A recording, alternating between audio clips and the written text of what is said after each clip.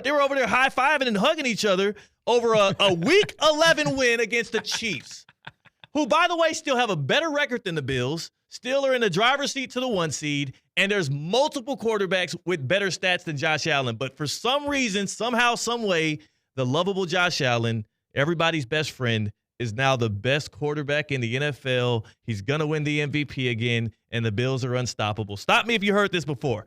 I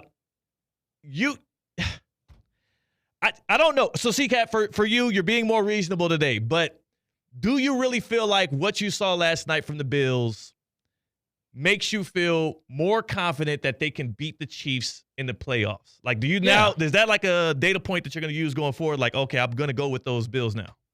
I believe more so that they can beat the Chiefs in the playoffs because they just beat them in a football game less than 24 hours ago. Yeah, nice. Of course. Okay. All right. Wouldn't you? Aren't you a little bit less confident?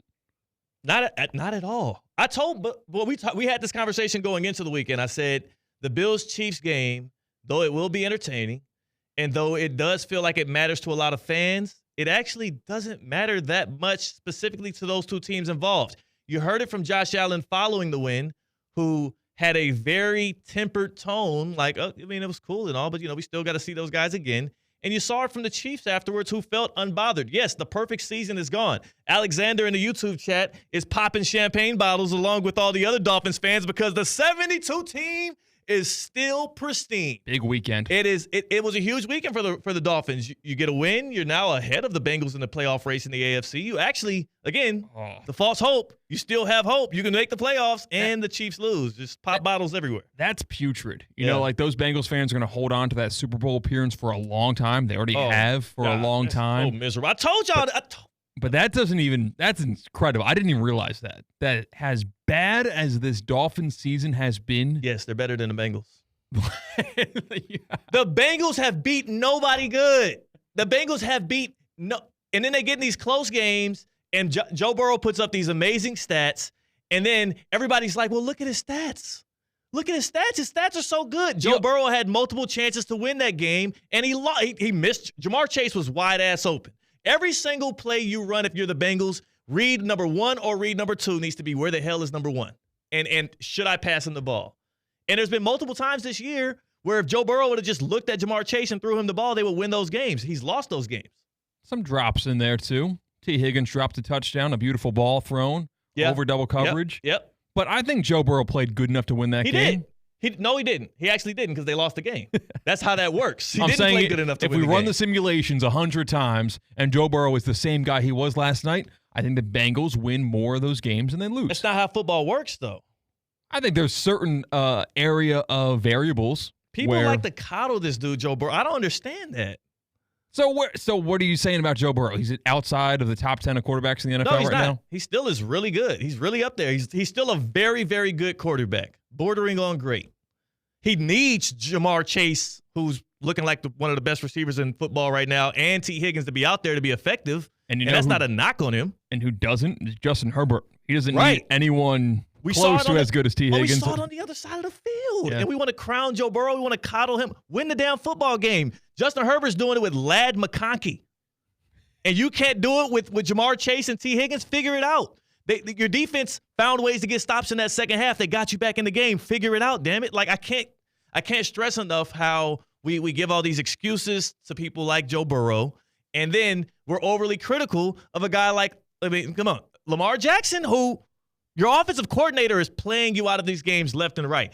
C-Cat, Jalen's been waiting to get at you about these Ravens. And before we go to break, I do want to get your Ravens take. I want to get your Ravens take on what made you feel like you lost that game. What was that take there that you put up on the YouTube chat? It was about Josh Allen? Yeah, Josh Allen, about how he's kind of the golden retriever of the NFL, media darling. He's cute and adorable. Him. Everyone loves him. Yes, like he's so lovable. He has such a high Q rating, and I love the character that is Josh Allen. I love how he's been taking care of the ball more this year, so I am more favorable to him. I want to see this guy succeed, and this is the year I think he can do it better than any year in the past, but we got to remember, too, the Chiefs are going to look totally different in the playoffs than they do right now. They do this every regular season. They weren't even playing DeAndre Hopkins on pivotal downs. That game mattered more to the Bills than it did the Chiefs, and Isaiah Pacheco will be back. Charles Omenihu will be back. They'll probably be playing DeAndre Hopkins on third downs that matter like the Bills beat the Chiefs last night, but let's keep some perspective with it all.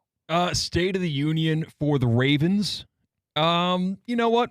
It's a rivalry game. Steelers-Ravens always close. The Ravens always play the Steelers close, even when the Steelers were a bad football team. I know Mike Tomlin dragged that team, and that defense dragged that team to that streak of over 500. But let's not forget, Mason Rudolph was getting his head knocked out, and he was playing dizzy against the Ravens on the road and still putting a very competitive game out there where the Ravens would win by a game-winning field goal in overtime. Yeah. So this is not anything deviating from history. Have you retired the Justin Tucker jersey yet?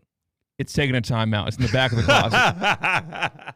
I've moved up my Capitals jerseys ahead of it in terms of shirts I would wear. C-Cat, the Ravens fan, the only Ravens jersey he has is a Justin Tucker one, and that seems to be the only player who the Ravens thought they could rely on that has been holding them back, letting them down time and time again.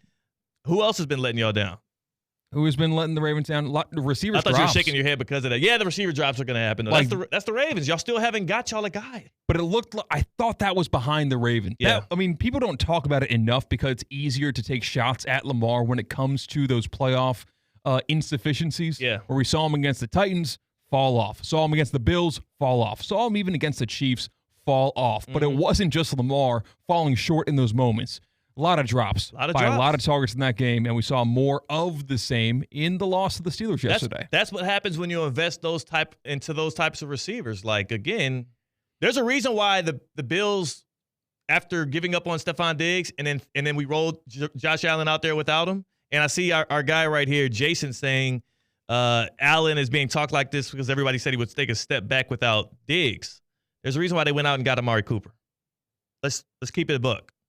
There's a reason why they went out and got that guy that you could throw it down the sideline to, back shoulder fades, could be a sure-handed target, and they're going to use him more as we get deeper into the postseason, as we get to the postseason.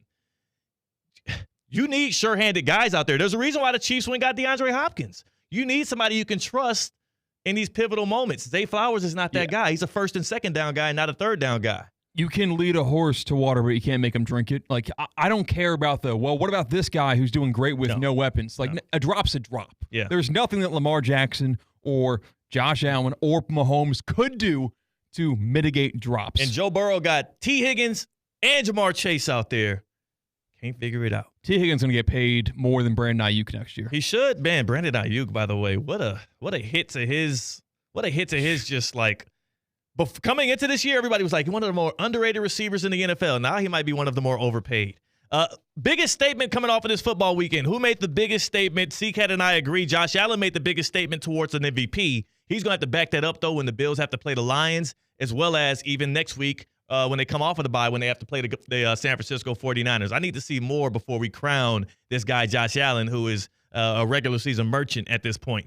888-760-3776. No, a regular season merchant. 888-760-3776. What's up? We've only played regular season games in 2024. Yeah, I know.